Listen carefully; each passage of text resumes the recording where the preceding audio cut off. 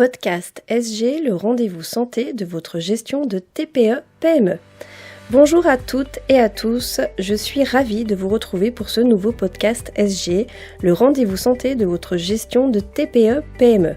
Toujours en partenariat avec la société Silgestion, pilotage d'entreprise, finances et conseils. Merci à tous de nous suivre et merci pour vos retours positifs. Continuez de nous donner les thèmes qui vous intéressent et n'oubliez pas de vous abonner à ma chaîne YouTube pour être alerté des prochains podcasts et pensez à liker et partager. Aujourd'hui, nous allons parler d'un sujet qui, selon moi, est très important et qui souvent, en entreprise, est sous-estimé, voire totalement ignoré.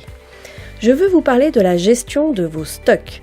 Bien souvent, moi qui interviens dans le pilotage de vos entreprises, on me demande de mettre en place des tableaux de bord sur les indices clés en termes de performance, des chiffres au plus juste du résultat comptable mensuel.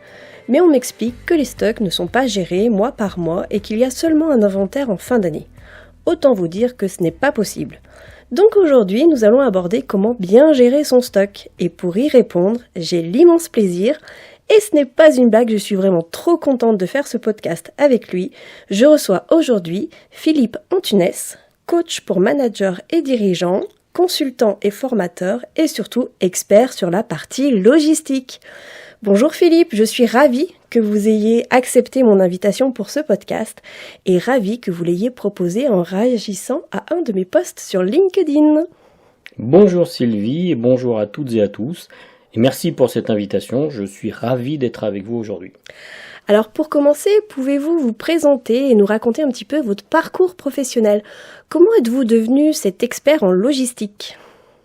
En fait, ça a été un concours de circonstances, je me destinais plutôt à la publicité, mais j'ai vite compris lors d'un stage que j'étais pas fait pour ce métier. Comme j'avais apprécié un de mes jobs étudiants effectués dans une société de transport, je me suis réorienté dans cette voie, et c'est comme ça que j'ai passé toute ma carrière dans le transport et la logistique, des domaines que j'adore particulièrement pour le côté organisationnel, réponse aux différentes problématiques, amélioration continue. En clair, la logistique vous permet de vous différencier de la concurrence par la définition même de la logistique, qui est de pouvoir proposer le bon produit avec la bonne qualité, la bonne quantité, au bon endroit, au bon moment et au meilleur coût.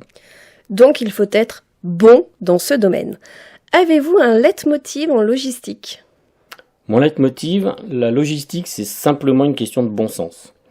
Plus d'une vingtaine d'années d'expérience dans les entreprises petites, moyennes et même des groupes internationaux me permet de proposer aujourd'hui mes services en logistique, transport ou management dans un environnement à 360 degrés avec l'esprit analytique du consultant, la pédagogie du formateur et l'accompagnement au changement du coach.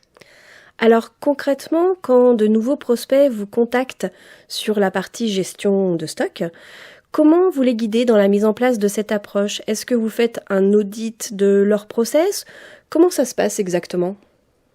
Je dirais que malheureusement, les entreprises m'appellent au secours lorsque la situation devient critique. On le sait, le niveau de stock est très important pour une entreprise et il impacte fortement la trésorerie. Certaines entreprises ont tendance à surstocker, pensant pouvoir ainsi développer les ventes ou réduire leurs coûts par une massification des achats, c'est faire un mauvais calcul, qui peut même s'avérer fatal pour l'entreprise. Combien de sociétés ont été mises en liquidation par la faute d'une trésorerie trop faible, liée en grande partie à un stock trop important pour leur activité ? Effectivement, c'est une des 6 causes de défaillance des entreprises aujourd'hui. C'est vraiment un sujet qui n'est pas à prendre à la légère. Une mauvaise gestion peut être fatale. Il faut bien prendre conscience que ce n'est pas juste un besoin ponctuel à une demande comptable. Si le stock n'est pas assez important, on aura des ruptures de stock. Un excédent de stock, à l'inverse, immobilisera à tort votre trésorerie. C'est tout à fait ça. Le stock est souvent vécu comme une nécessité subie. J'ai besoin de stock pour vendre, alors j'achète et je stocke. Plus j'ai de stock et plus je pourrai vendre. Fake news. La bonne question à se poser, c'est la suivante. De quel stock ai-je réellement besoin ? Et c'est sur cette question que nous travaillons avec mes clients. Nous établissons un premier point sur les procédures achat et appro, mais aussi sur les ventes.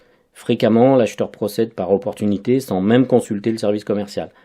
Il se dit qu'il fait une bonne affaire et que le produit finira toujours par trouver acquéreur. L'objectif est de mettre du lien entre ces deux départements, de réinstaurer une communication qui fait souvent défaut. Ensuite, je procède à une analyse plus fine du stock, par la méthode ABC entre autres. en prenant en compte différents paramètres. Les best-sellers, la saisonnalité s'il y en a une, les prévisions s'il y en a, le niveau de stock actuel et son évolution, la couverture et la rotation du stock, les ruptures éventuelles, les stocks dormants, les stocks morts, et d'ailleurs de nombreuses entreprises n'ont aucune idée du volume de leur stock mort, et pourtant c'est de l'argent qui dort, c'est de la rentabilité qui s'envole, etc., etc., etc.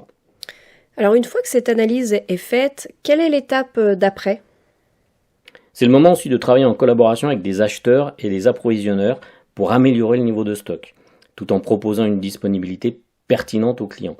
Je leur fais spécialement prendre conscience du coût engendré par le stockage, dont ils n'imaginent même pas l'impact au niveau des finances de l'entreprise. Nous parlons ensuite de stock de sécurité, de stock d'alerte. Comme vous le voyez, il n'y a pas un stock, mais plusieurs stocks. À titre d'exemple, j'ai eu des clients qui stockaient plus de 2 ans de vente pour certains produits, dont la durée d'approvisionnement n'était que de 15 jours. Vous imaginez les gains de trésorerie que cette entreprise a pu réaliser. C'est énorme. Souvent, et en guise de bonus, je les aide également à retravailler l'implantation des produits dans l'entrepôt, car avoir le bon stock, c'est bien, mais une implantation réussie va contribuer à améliorer la productivité et donc la rentabilité de l'entreprise. On peut dire que c'est la cerise sur le gâteau. Alors est-ce que vous vous occupez de mettre en place un outil de gestion ? Est-ce que vous en avez quelques-uns à conseiller ? Il y a 2 sortes de gestion de stock, la gestion quotidienne des entrées-sorties et l'analyse des volumes et de l'activité. Le quotidien est souvent géré par le RP, donc sur cet item-là, j'interviens très peu.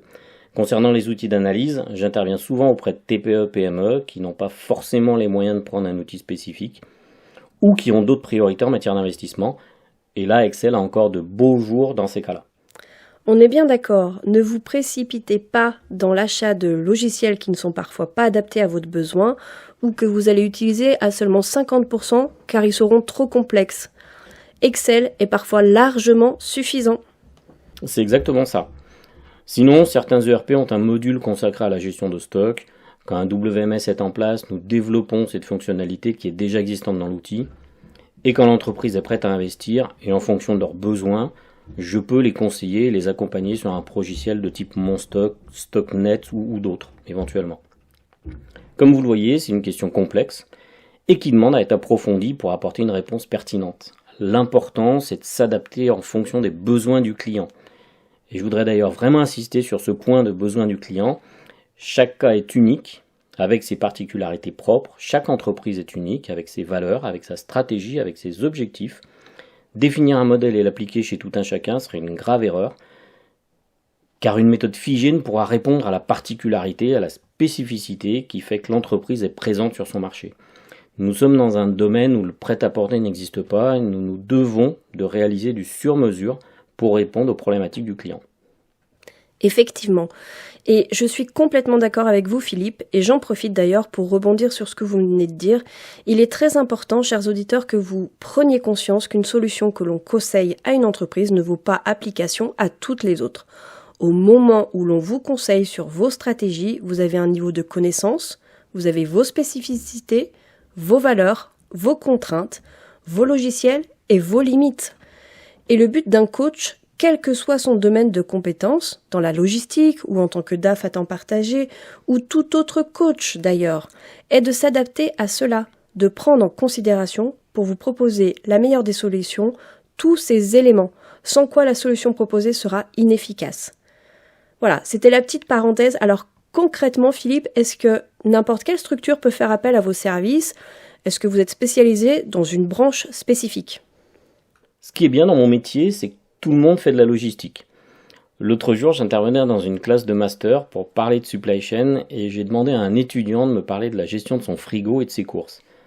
Je lui ai démontré qu'il utilisait des principes et des méthodes logistiques dans son alimentation, du FIFO pour ses œufs, du FEFO pour ses yaourts, et il utilisait même la méthode Kanban sans même le savoir. Alors autant que je pense que la méthode FIFO parle à peu près à tout le monde, première entrée, première sortie. La méthode FEFO est utilisée pour des consommables avec des dates d'expiration, donc on comprend bien qu'il faut gérer en fonction de ces dates de péremption, d'où le premier qui expire, c'est le premier qui sort. Quant à la méthode Kanban, je pense qu'elle est peut-être un petit peu plus méconnue. Pouvez-vous nous l'expliquer en quelques mots ? Alors pour faire très court, parce que je pourrais vous en parler pendant des heures, Système Kanban de gestion de stock consiste à paramétrer pour votre article une alerte de réapprovisionnement. Pas trop tôt pour éviter le stockage inutile et pas trop tard pour éviter la rupture de stock. L'objectif étant d'instaurer une règle d'approvisionnement en juste à temps. En clair, lorsque je prélève un article en stock à l'instant T, j'ai une alerte qui m'informe de la nécessité de passer une commande auprès du fournisseur. C'est un concept qui est issu de la méthode du Toyota Production System. Toyota est un véritable précurseur dans les méthodes d'amélioration continue dans l'industrie automobile, méthodes qui sont aujourd'hui très utilisées dans tous les domaines d'activité. Il s'agit concrètement d'insérer une étiquette dans le stock de pièces détachées au niveau de l'alerte de réapprovisionnement. D'ailleurs, la traduction du mot japonais Kanban est étiquette. Mais aujourd'hui, la technologie nous permet de nous affranchir de l'étiquette physique.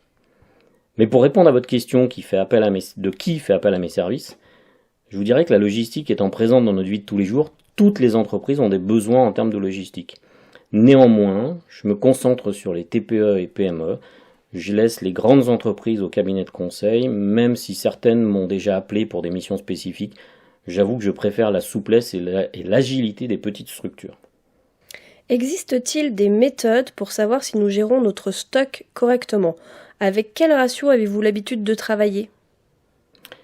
Très simplement, la première des choses est de vérifier que tous vos produits ont une activité. L'article qui est au fond d'un placard avec 5 cm de poussière, ça ne doit pas exister. Ensuite, il y a l'inventaire. L'inventaire, c'est une opération comptable, c'est une opération légale qu'il faut voir de manière positive. Un inventaire est révélateur de votre gestion de stock. Est-ce qu'il y a beaucoup d'erreurs ? Sur quelle référence ? Sur quel volume de vente ? Les réponses à ces questions et à bien d'autres pourront vous donner de précieuses indications sur votre gestion de stock.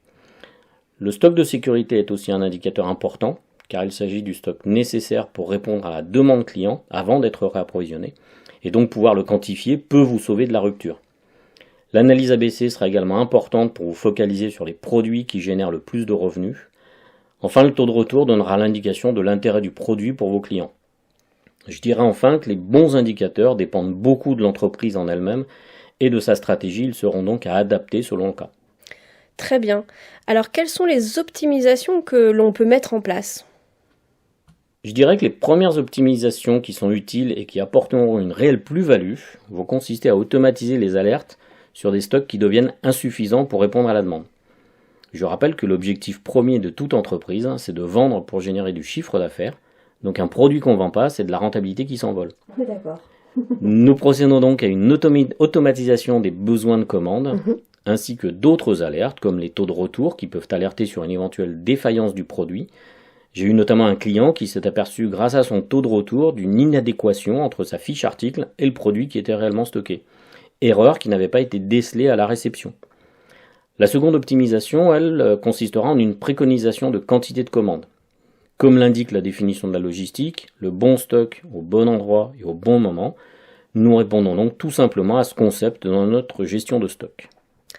C'est très clair. Au final, Philippe, selon vous, quels seraient les 3 principaux points à retenir pour mettre en place une bonne gestion de stock ? Je vous en donne même 4. Mettre en place des seuils de stock de sécurité, stock d'alerte, taux de rotation des stocks. Réaliser des inventaires réguliers afin d'éviter les surprises d'évaporation du stock. Organiser le rangement du stock. Un stock bien rangé est un stock bien suivi.